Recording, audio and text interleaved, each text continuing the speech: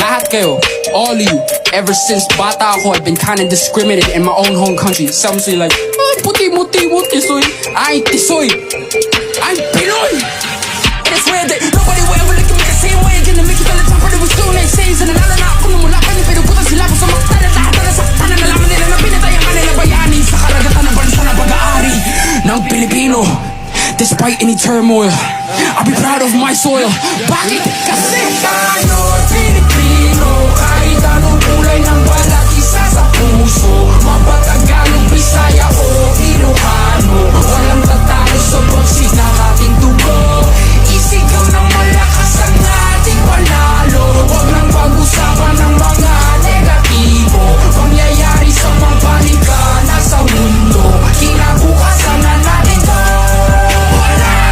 Di nyo na pwede masisigo ba't ganto? Ginaganapan ko lang na natural, tsaka inagapan ko na mautal nilaban. Sino gali ginapang minahal? Katagalan natutunan ko rin tumagal, tsaka alam ko naman na inaabangan na. Sana tabangan yung papakawalan para di naabangan. Kaso nga lang pala pa dapat ang alabang kinalakihan na galingan ng galingan. Kaya nakasanayan ko makabuo na madiin. Di ko na malayo na palain. Narating patay ako na pailing. Mga naniwala di ko pwede biguin, di ko pwede pakitaan na bitin. Mga tingin na kalang busugin ko pa din kahit kabisado na kalitiin. Alam ko na may mata na nagbabantay kung paano ako sasablay. Matyagang nagtaantay kung kailan ako tatamlay at lalaylay. Yung mga laway na makita ako na mahina. Umay na manira, ngalay na manghila. Kasi nga walang pinakitang hindi pamatay. Na napasarap pag-rap ang daming nagbago mula nung kilalanin ng tao. Daming nagtulak sa'kin, palaging maging ganado, palaging plakado. Pag kumalaw, palaging planado. Daming pasabog, kailangan pag malawak ang sakop. Ikaw din ang talo sa laban pag nabalot ng takot. Kung saan ka aabot, ako din lang.